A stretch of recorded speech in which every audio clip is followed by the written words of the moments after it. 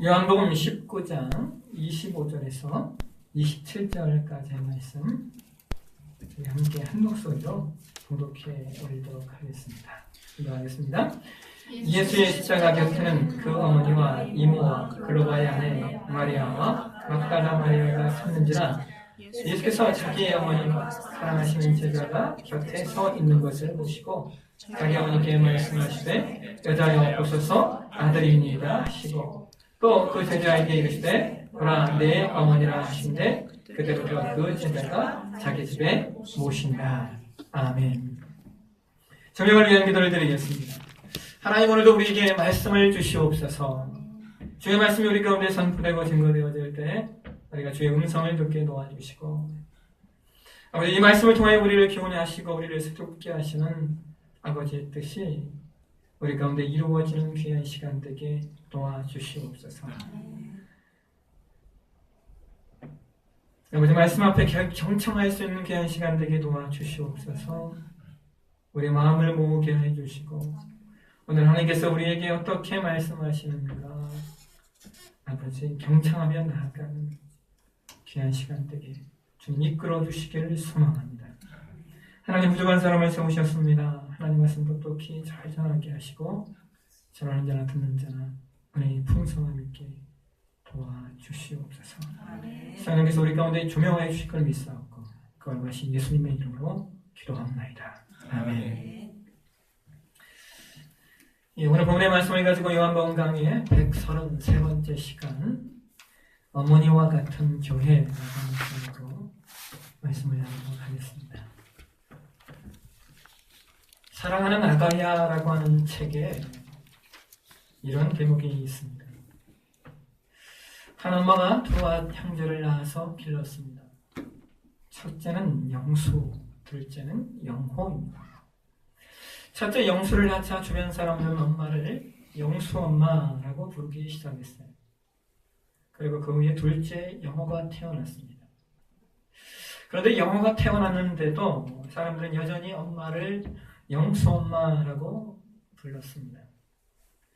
초등학교에 들어간 영호가 어느 날인가는 밥상머리에 뾰루통한 표정으로 엄마를 노려봅니다. 엄마가 물어요. 영호야, 무슨 일 있니? 엄마한테 화났어? 영호가 영호에게 물었습니다. 영호가 답합니다. 엄마는 왜 영호 엄마가 아니고 영수 엄마야? 진짜 우리 엄마는 어디 있어? 엄마가 그 말을 듣고 미안해합니다. 아니야, 엄마가 영호 엄마지. 알겠어. 다음부터는 사람들이 영수 엄마라고만 부르면 아니에요, 저는 영호 엄마예요 라고 말할게. 그럼 됐지? 영호는 다른 사람들이 엄마를 영수 엄마라고 부르는 것이 싫었나 봅니다. 나도 엄마 자식인데 왜 사람들은 우리 엄마를 영호 엄마라고 불러주지 않을까? 궁금증이 일었던 것 같습니다. 어쩌면 정말 우리 진짜 엄마는 따로 있나 생각했을 수도 있고, 또 어쩌면 그냥 형한테 치우치는 부모님의 관심에 심술이 났을 수도 있습니다. 시간이 한참 지나서 둘째 아들 영호는 어느덧 결혼을 하고 예쁜 딸도 하나 낳았어요. 딸아이의 이름은 서연이였습니다. 3년간 연애를 하다가 결혼하게 된 영호의 아내 소정은 어느덧 제법 아줌마 태가 났습니다. 예전엔 미인대회도 나갈 만큼 곱기만 하던 소정도 서연이를 낳고 일하고 고생하느라 아줌마가 다 되어가니 영호는 미안한 마음이 들었어요. 그래서 안마도 좀 해주고 격려도 좀 해주고 싶어서 영호는 소정을 부릅니다. 서연 엄마, 이리 좀 와보세요. 서연 엄마라고 표현하는 자신에게 깜짝 놀라 영호는 다시 이렇게 고쳐 부릅니다. 아니, 소정씨, 이리 좀 와보세요. 그 말을 한 후 문득 영호는 엄마가 생각이 났어요. 그리고 어머니께 죄송스러운 마음 한가득에 눈시울이 붉혀집니다. 영수 엄마, 영호 엄마, 자식 낳고 평생을 자기 이름으로 불려진 적이 없는 이름은 있으나 이름을 잃어버린 우리 어머니. 여러분은 어머니의 이름 소리를 들어보신 적이 얼마나 되시는지요? 사랑하신 여러분, 오늘 저와 여러분이 봉독한 말씀에는 자기 아들을 십자가에 내놓아야 했던 한 어머니가 등장을 합니다. 그녀의 이름은 마리아입니다. 예수께서 육신의 몸을 입고 이 땅에 오시는데 통로가 되었던 그 어머니 마리아. 성경은 그녀의 출생과 성장에 대해서는 기록을 하고 있지 않습니다. 다만 외경인 야고보의 복음서, 이 야고보의 복음서라고 하는 것은 성경 안에 들어와 있는 야고보서를 이야기하는 게 아니에요. 이것을 우리는 외경이라고 이야기합니다. 그 외경에 보게 되어지면 마리아의 출생과 성장을 기록하고 있는데요. 마리아는 유다 지파에 속했으며 요아킴과 안나의 딸이라고 기록하고 있어요. 그녀는 갈릴리 지방 나사렛 마을에서 태어났다고 기록하는 것을 보아서 이것은 이 여인이 다윗 왕실의 계보를 잇고 있었다라고 하는 사실을 알려줍니다. 요아킴과 안나는 경건하고 흠잡을 데가 없는 생활을 하여서 많은 사람들의 존경을 받았으나 그들은 결혼한 지 20년이 다 되도록 자녀가 없었다고 합니다. 근심에 쌓인 두 사람은 만약 하나님께서 자신들에게 자녀를 주신다면 그 자녀를 하나님을 섬기는 데 바치겠다고 서원합니다. 그리고 그들은 성전에 올라가 기도를 해요. 그 기도에 대한 응답으로 요아킴과 안나는 천사에게 하나님께서 자녀를 주실 것이다 라고 하는 예고를 받게 되어지고 요아킴과 안나는 기쁜 마음에 하나님의 약속을 굳게 믿고 기대감에 넘쳐서 즐거운 나날을 보냈고 이어과 안나가 임신하여 딸을 낳았습니다. 그리고 두 사람은 천사의 지시대로 이름을 마리아라고 지었습니다. 이런 하나님의 계획하심을 통하여 마리아는 인간의 죄를 사하기 위하여 인간이 되셔야 하셨던 그 예수님의 성육신의 통로가 됩니다. 여러분, 이것은 영적으로 보면 대단한 축복이 아닐 수 없어요. 하나님이신 예수님께서 이 땅에 육신을 입고 임하시는데 그녀가 사용되었다는 그 사실 하나만으로도 마리아는 엄청난 은혜와 특권을 누린 여인이 아닐 수 없습니다. 그러나 여러분, 반면 이것은 인간적으로 혹은 세상의 가치와 세상의 시각으로 본다면 그것은 그렇게 축복된 내용만은 아닌 것 같습니다. 왜냐하면 마리아가 예수님을 잉태한 이후에 그녀의 삶은 어떤 면에서 단 한시도 마음 편할 날이 없었기 때문입니다. 그녀는 요셉이라고 하는 사람과 약혼했는데 약혼한 여인이 임신을 한 거예요. 오늘날의 세속적 사고에서 보면 요즘엔 혼수지라고 말하면서 약혼했으니까 임신할 수 있지라고 말하실지 모르지만 여러분, 이스라엘의 문화 속에서는 이것은 절대로 가능한 일이 아닙니다. 그들은 결혼 전에 절대 합방을 할 수 없었어요. 이것은 율법을 어기는 일이었기 때문입니다. 그런데 그녀가 임신했다는 사실을 알고도 그래도 요셉은 의인이라 그 사실을 드러내지 않고 그녀와 가만히 끊으려 했다라고 성경 마태복음 1장 19절에 기록하고 있습니다. 여러분, 요셉이 가만히 끝내려고 했던 이유는 약혼한 여인이 임신을 했다면 그것은 돌에 맞아 죽을 수 있는 죄였기 때문입니다. 마리아는 이렇게 예수님께서 이 땅에 오시는 통로로 쓰임받는 데 있어서 약혼한 남자에게 파혼을 당하거나 혹은 돌에 맞아 죽을 수 있는 위기를 겪게 되는 겁니다. 여러분, 그뿐이 아니에요. 그녀는 예수를 낳을 때도 당시 로마의 황제였던 가이사가 인구조사의 명령을 내렸을 때 그 명령을 쫓아 고향에 내려갔다가 예수님을 출산하게 됩니다. 여러분, 우리는 예수님이 태어나셨을 때 들어갈 수 있는 여관방 하나가 없어서 예수께서 말귀에 나셨다라고 안타까워하지만 여러분, 정작 더 안타까워해야 할 대상은 마리아가 아닐까요? 예수님은 그냥 태어나면 되지만 마리아는 예수님을 낳기 위하여 산고의 고통을 겪을 때 그녀는 그 너저분하고 비위생적인 마국간에서 생명을 담보로 해산을 해야 했기 때문입니다. 거기서 끝이 아니라 그녀는 또 혹여나 그 아들을 잃을까봐 산후조리도 하지 못하고 급히 피신을 해야 했어요. 당시 유대인의 왕이었던 헤롯이 동방박사의 방문 속에서 진짜 왕이 탄생했다라는 소식을 전해들어요. 그 이야기를 듣고 헤롯은 미쳐서 그 왕 예수를 죽이기 위하여 그 마을의 2살 이하의 모든 남자 아기들을 다 죽여버립니다. 여러분, 혹여나 자식을 잃을까 노심초사했던 그 어미의 심정이 여러분 이해가 가시나요? 그 예수 그리스도의 성장 속에서도 그녀는 한시도 마음 편할 날이 없어요. 누가복음 2장에 보시면 유월절을 맞아 예루살렘에 올라갔던 그 가족들이 유월절 절기를 마치고 돌아오는 과정에서 아들 예수가 없어진 것을 깨닫습니다. 그래서 그 부모는 놀라서 여정 속에서 함께 있던 사람들에게 물어보고 열심히 아들을 찾았지만 아들이 없어요. 그래서 그들은 오던 길을 다시 거슬려 예루살렘으로 올라갑니다. 성경은 사흘 만에 성전에서 선생들 중에 앉아있는 예수를 찾았다라고 기록하고 있어요. 여러분, 저는 어렸을 때 시장에서 엄마를 잃어버렸던 적이 있습니다.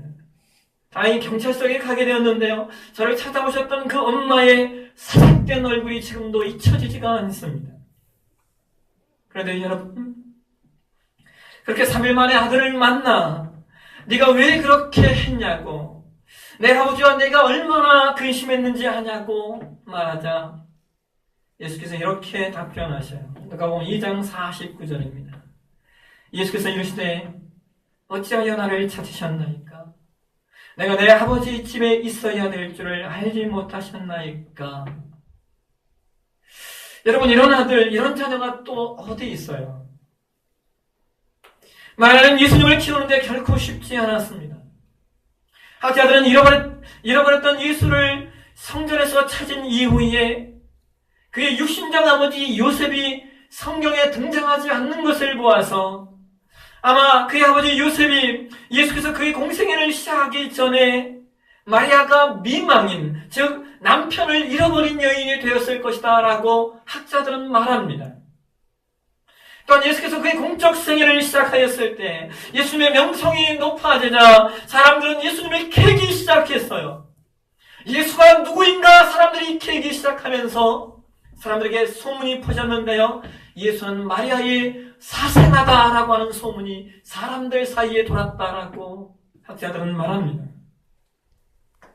여러분, 이러한 일들은 예수님 자신에게도 힘든 일이었겠지만 어미 된 입장에서 그것은 더 큰 고통이었을 겁니다. 무엇보다 마리아를 힘들게 했던 사건은 이런 거예요. 마가복음 3장 21절을 보시면 성경이 이렇게 말합니다. 우리 함께 같이 한번 보실까요? 예수의 친족들이 듣고 그를 붙들러 나오니 이는 그가 미쳤다 함이로라. 사람들 사이에 예수께서 미쳤다라고 하는 소문이 들었어요. 왜 이렇게 사람들이 예수를 미쳤다라고 말했는지 모르겠지만 아마도 그가 놀라운 기적과 혹은 정신없이 사역하는 그 모습들을 보면서 사람들이 그런 말들을 옮겼는지 모르겠습니다. 여기서 미쳤다라고 하는 표현은 정신이 제자리에 서 있지 못하고 나갔다라는 표현이에요. 그래서 가족들은 그 말을 듣고 걱정이 돼서 예수를 붙들러 왔다라고 성경은 기록하고 있어요. 여러분, 여기 붙들다라고 하는 표현은 원어의 크레테사이라는 단어인데요. 이 말은 체포하다는 말이에요.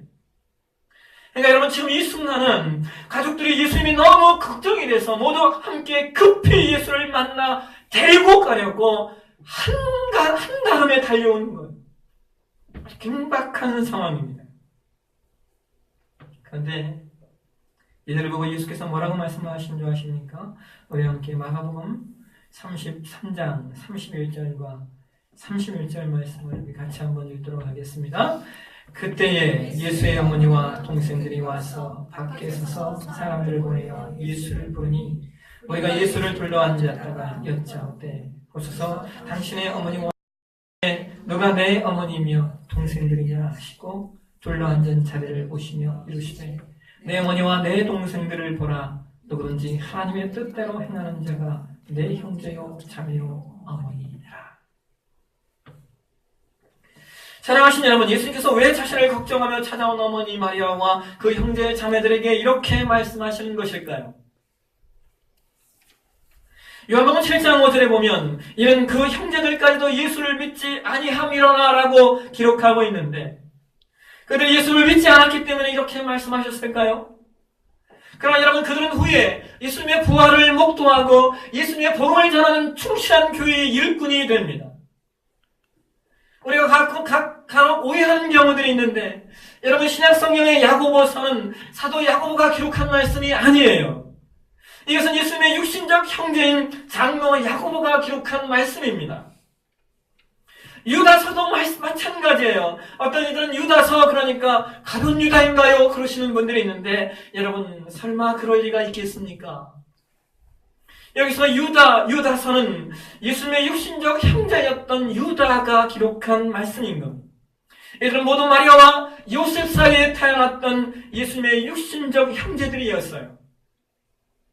그렇다면 여러분, 왜 예수님께서는 마리아와 형제들이 찾아왔을 때 누구든지 하나님의 뜻대로 행하는 자가 내 형제요, 내 자매요, 내 어머니다라고 말씀하시는 것일까요?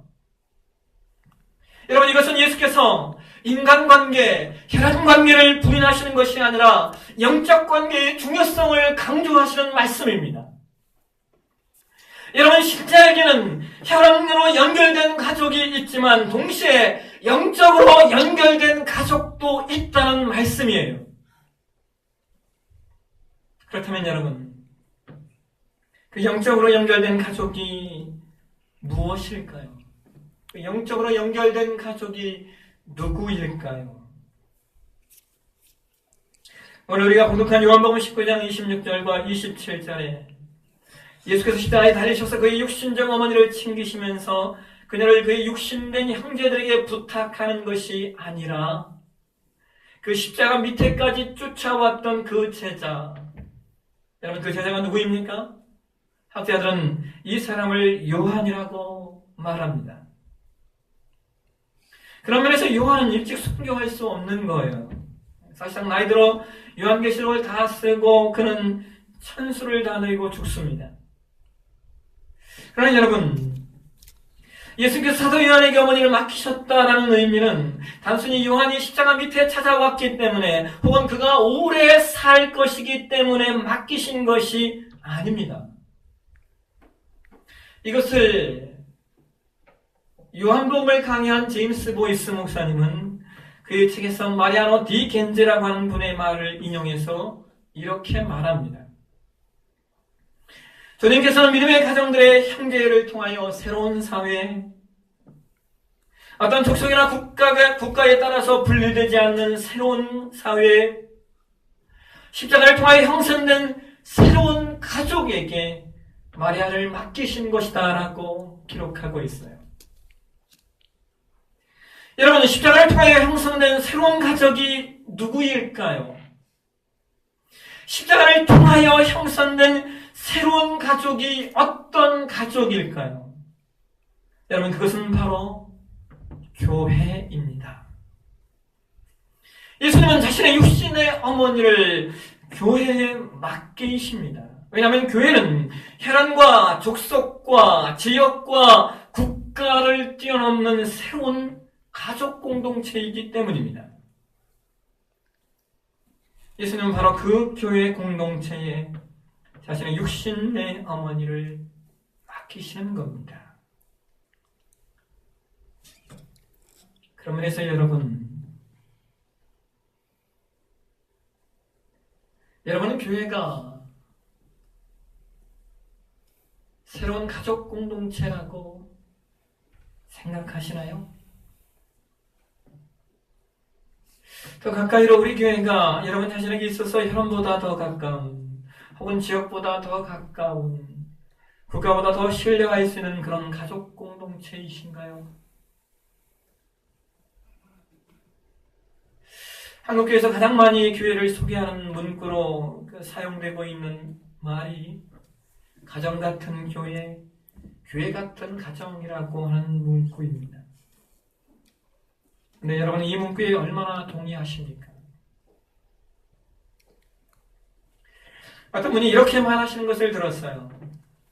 교회가 우리 가정 같으면 교회 안 다닌다고, 못 다닌다고. 교회가 우리 가정 같으면 어떻게 교회를 다니겠냐고. 여러분, 참 슬픈 이야기인데 웃음이 나옵니다. 또 어떤 분은 가정이 교회 같으면 시끄러워 살 수 없다고 말하시는 분도 있어요. 교회가 얼마나 말이 많고 교회만큼 사랑을 외치지만 교회만큼 사랑이 없는 곳이 또 어디 있냐고 말하시는 분도 있습니다. 안타까운 이야기이죠.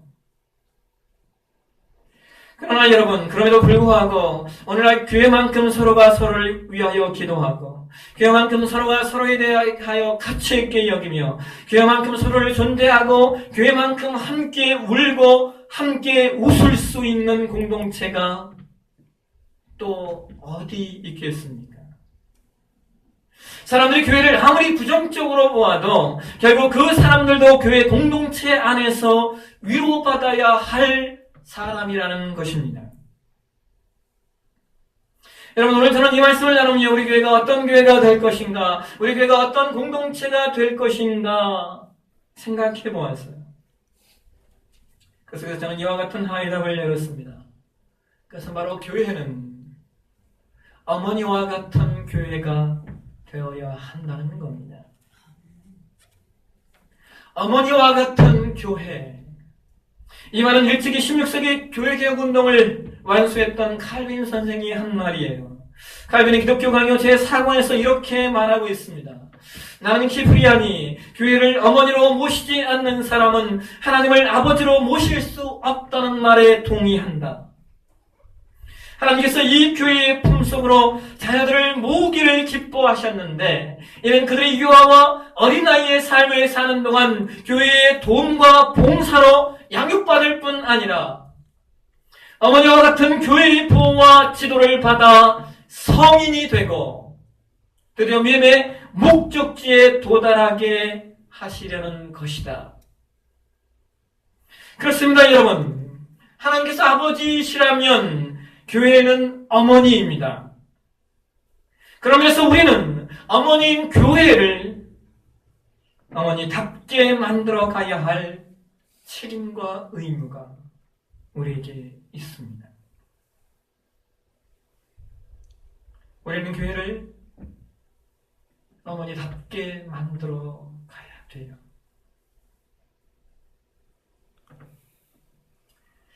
예전에 저희 신경을 울렸던 한 실화가 있어요. 눈이 수북히 쌓이도록 내린 어느 추운 겨울날, 강원도의 깊은 산골짜기에 나이가 지극한 미국인 한 명과 젊은 한국인 청년 하나가 찾아왔어요. 그런 눈속을 헤치며 한참 골짜기를 더듬어 들어간 후에 두 사람은 마침내 한 무덤 앞에 섰습니다. 나이 많은 미국인이 한국인 청년에게 이렇게 말합니다. 이곳이 너희 어머니가 묻힌 곳이란다.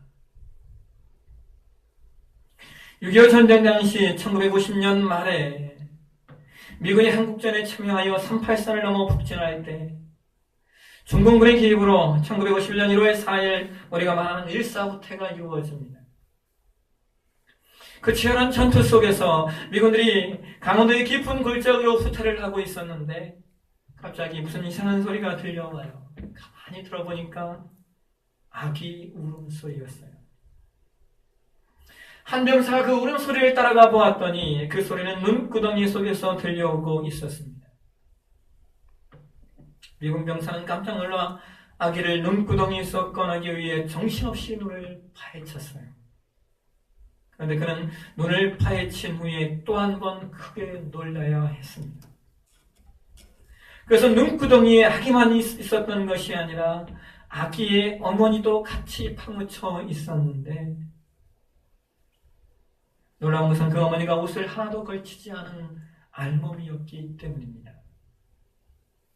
피난을 가던 그 어머니가 골짜기에 깊이 갇히게 되자 아이를 살리기 위해 자기가 입고 있던 옷을 벗어 아이를 감싸곤 허리를 굽히려 아이를 끌어안은 채 얼어 죽고 만 것이었습니다. 그 모습에 감동한 미군 병사는 언 땅을 파 그 아기의 어머니를 묻고 어머니의 품에서 우려된 갓난아기를 데리고 와 자기 아들로 키웠습니다. 세월이 흘러 그 아기가 자라 청년이 되자 그들은 지난날 있었던 이 일들을 이야기하며 그때 언 땅에 묻혔던 청년의 어머니 산소로 찾아온 것이었습니다. 이야기를 다 들은 청년이 눈이 수북히 쌓인 무덤 앞에 무릎을 꿇었어요. 뜨거운 눈물이 볼을 타고 한없이 흘러내려 무릎 아래 눈을 녹이기 시작했습니다. 한참을 울던 청년이 그 자리에서 일어나더니 무덤 위에 쌓인 눈을 두 손으로 정성스럽게 치워갔습니다. 눈을 다 치워내고 그 청년은 자기 옷을 하나둘 벗어서 무덤을 덮기 시작합니다. 마치 어머니께 옷을 입혀드리듯이 청년은 어머니의 무덤을 자기 옷으로 덮었습니다. 그리고 그는 마침내 알몸이 되었어요. 그리고 다시 무덤 위에 쓰러져 통곡을 합니다. 어머니 그날 얼마나 추우셨어요. 어머니가 그립고 어머니가 자랑스럽습니다. 어머니가 보고 싶어요. 어머니 때문에 내가 살았으니 내가 어머니의 목까지 열심히 살겠습니다. 사랑하시는 여러분, 이것이 어머니와 자식의 관계가 아니겠습니까? 여러분 기억하십시오. 교회는 어머니입니다. 우리 래퍼 사랑의 교회를 좋아하는 여러분이 어머니와 같은 교회로 만들어 가셔야 됩니다. 그것이 교회된 본분이고 또 그래야 예수께서 자신의 육신의 어머니인 마리아를 교회에 맡기셨던 것처럼 하나님께서 우리 교회에 더 많은 영혼들을 맡기실 것입니다. 어머니와 같은 교회, 그런 교회 만들어 가시는 저와 여러분의 신앙이 되시길 주의 이름으로 축원합니다. 이 시간 우리 함께 하나님께 찬양을 좀 드렸으면 좋겠어요. 네.